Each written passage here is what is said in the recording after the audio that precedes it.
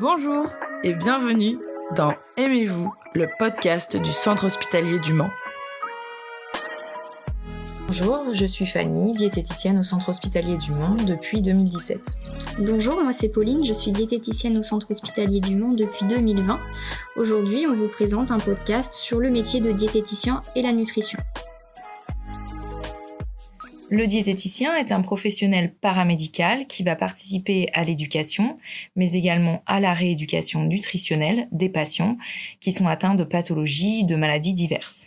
L'objectif du diététicien, c'est vraiment d'individualiser nos conseils en fonction des habitudes du patient, mais également de son mode de vie, de sa pathologie. Nos conseils sont bien sûr établis sur des recommandations scientifiques et gouvernementales. En établissement de soins, le diététicien intervient sur prescription médicale. Il intervient dans différents secteurs d'intervention et auprès de populations variées, allant de la pédiatrie à la gériatrie et donc la personne âgée. La prise en charge diététique de chaque pathologie est bien sûr propre à des recommandations nutritionnelles qui seront spécifiques selon la pathologie, la maladie du patient.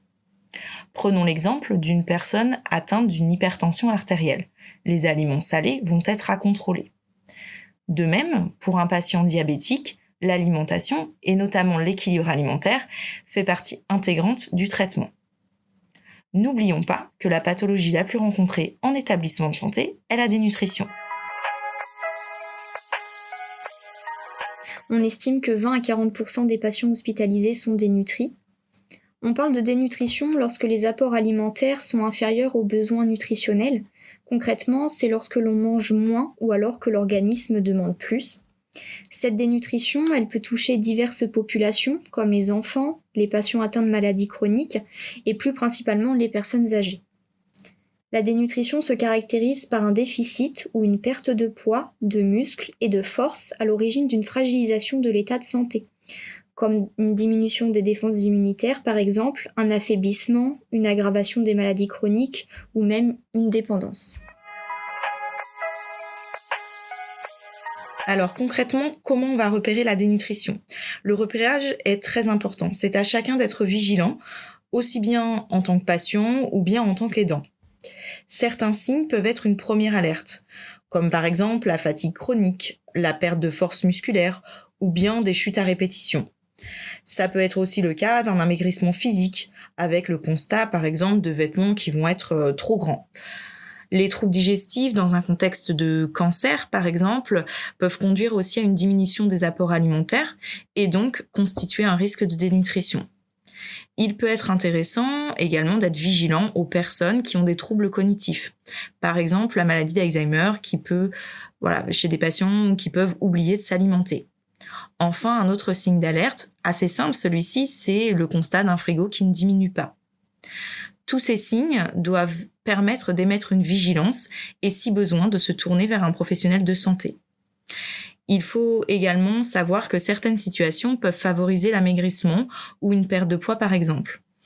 La santé mentale, comme on vient de le voir avec la maladie d'Alzheimer, mais également d'autres maladies, ou bien l'isolement ou les maladies chroniques, ou encore l'hospitalisation. Globalement, il est possible de retenir 3 points. Le premier, qui est à mon sens le plus important, ça va être l'évolution du poids.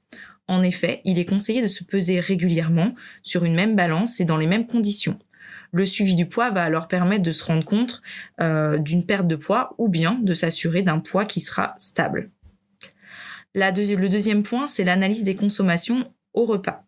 Essayez de regarder si vous consommez les mêmes quantités, si les portions à l'inverse sont diminuées ou bien si certains groupes d'aliments sont moins consommés. Et le troisième point, c'est le bilan biologique qui est réalisé grâce à une prise de sang. Le diététicien a un rôle d'accompagnateur. Il va donc aider le patient à lutter contre la dénutrition ou, dans certains cas, la prévenir. À travers ses consommations alimentaires, nous allons pouvoir le conseiller sur, par exemple, sa façon dont il peut enrichir ses repas, ses préparations. L'enrichissement, qu'est-ce que c'est ? Ça consiste à apporter plus d'énergie et parfois plus de protéines dans un même volume.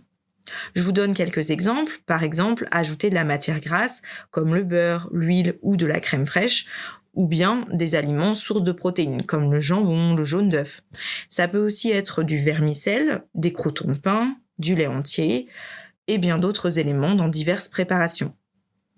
Si cela ne suffit pas, il est donc possible d'avoir recours à des compléments nutritionnels oraux, qui sont des produits pharmaceutiques, donc disponibles en pharmacie. Il s'agit de préparations hyper-énergétiques et ou hyper-protéinées. Son objectif, comme son nom l'indique, n'est pas de remplacer le repas, mais bien de le compléter. Donc il se prend plutôt à distance du repas, en collation par exemple. Ils existent sous différentes formes, des crèmes, des boissons, des jus, des biscuits, soupes, compotes, avec une multitude de parfums disponibles. J'insiste sur le fait que la prise de compléments nutritionnels oraux doit être encadrée par un professionnel de santé afin qu'elle soit adaptée à chacun. Pour mettre en avant la dénutrition, une semaine nationale y est dédiée chaque année. Elle mobilise de nombreux établissements et divers professionnels de santé. Son objectif, c'est de sensibiliser à la dénutrition pour justement la prévenir et éventuellement la diagnostiquer. Pour en savoir plus sur la dénutrition, vous pouvez vous référer au site officiel luttecontreladénutrition.fr. Pour terminer cet audio, je vous propose quelques recommandations. Donc pour la population générale, l'équilibre alimentaire est important. C'est en réalité de cette façon que l'ensemble des individus devraient s'alimenter. Les recommandations encouragent au fait maison et à la consommation d'aliments et de produits de saison. Et dans ce sens, il est plutôt encouragé à délaisser les plats préparés et les plats industriels. Ensuite, il est conseillé par exemple de réduire les produits sucrés, comme les boissons sucrées, mais également les produits salés, comme la charcuterie. À l'inverse, il est préférable d'augmenter la consommation de fruits et de légumes, mais également de légumes secs, les lentilles, les pois chiches, les pois cassés, et également les fruits à coque, comme les noisettes, les amandes, les noix. Pour aller plus loin, nous encourageons également à la consommation d'aliments sources d'oméga 3, comme l'huile de colza, l'huile de noix, pour les assaisonnements, ou encore l'huile d'olive pour la cuisson. Il est conseillé aussi de consommer des poissons gras et maigres en alternance. Concernant l'activité physique, il est préconisé de pratiquer une activité physique quotidienne et régulière et de limiter la sédentarité à tout âge. Vous pouvez vous référer au site mangerbouger.fr pour retrouver ces recommandations, mais également des idées de menus et des actualités nutritionnelles.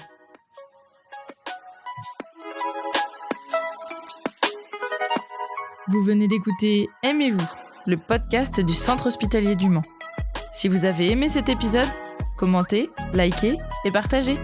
Merci beaucoup et à bientôt pour un nouvel épisode.